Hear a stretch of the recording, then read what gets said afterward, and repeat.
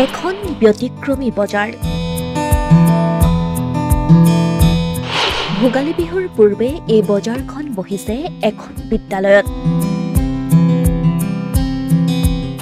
বিক্ৰেতাৰ ৰূপত দেখা গৈছে কণ কণ শিশু। সৰুপথাৰ সমজিলাৰ অন্তৰ্গত বৰপথাৰত এই ব্যতিক্ৰমী বজাৰখন চাওক। ভোগালীৰ প্ৰাক মুহূৰ্তত অনুষ্ঠিত এই বজাৰখনত সকলো উপলব্ধ।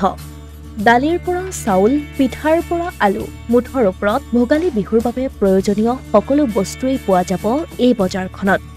কিন্তু এই বজাৰখনৰ আছে এক বিশেষত্ব, কিয়নো এই বজাৰখনৰ প্ৰতিগৰাকী বিক্ৰেতা একোজন শিশু। শংকৰদেৱ শিশু নিকেতন বৰপথাৰৰ শিশু ছাত্ৰ-ছাত্ৰীসকলে ভোগালী বিহুৰ উপলক্ষে শনিবাৰে দিনজোৰাকৈ বজাৰখন পাতিছে বিদ্যালয়ৰ চৌহদতে। আজি দোকান দিছো। আজি আমাৰ স্কুলত মাঘ বিহু উপলক্ষে দ্বিতীয় শিশু বজাৰ উদযাপন হৈছে, পতা হৈছে। মই কিতাপৰ দোকান এখন দিছো। ইয়াত বহুত ধৰণৰ শাক পাচলি আছে, আমাৰ এতিয়া সান্দহগুৰি, চাউল বিভিন্ন ধৰণৰ আছে। এনেকুৱা বহুত বেলেগ বেলেগ ধৰণৰ বস্তু ইয়াত বিকা হৈছে। সেইবোৰে বস্তু ওলাইছে। এটা আমাৰ মানে স্কুলৰ এখন গোটেই শিশুবোৰক এটা বস্তু শিকোৱা হৈছে, কেনেকে বিক্ৰী কৰিব লাগে, বিক্ৰী বাৰ্তা শিকোৱা হৈছে। সেই বস্তুটোৰ ওপৰত ভাল লাগিছে আজি। বজাৰ আমাৰ, পথাৰ আমাৰ, সেই বাক্যশাৰী বাস্তৱত অনুধাৱন কৰাৰ লগতে বজাৰ ব্যৱস্থাৰ লগত ছাত্ৰ-ছাত্ৰীসকলক পৰিচয় কৰাই দিয়াৰ লক্ষ্যৰে অনুষ্ঠিত কৰা হৈছে এই বজাৰখন।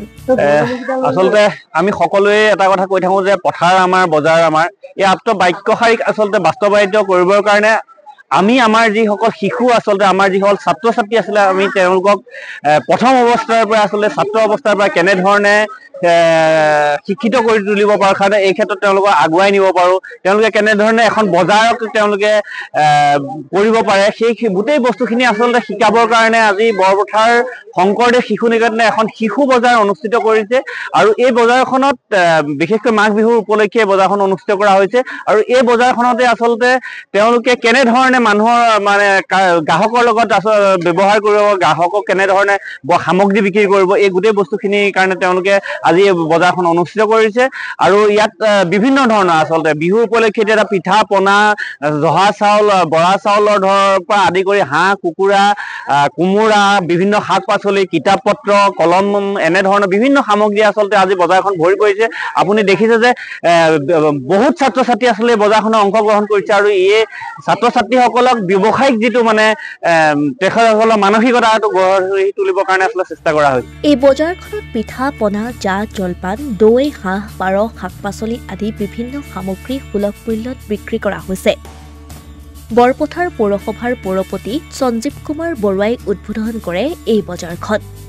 ছাত্ৰ-ছাত্ৰীসকলক এই বজাৰ ব্যৱস্থাৰ সৈতে জড়িত কৰাই দিয়াৰ বাবে বিদ্যালয়খনৰ কৰ্তৃপক্ষই যি ব্যৱস্থা হাতত লৈছে সেয়া সঁচাকৈয়ে প্ৰশংসনীয়।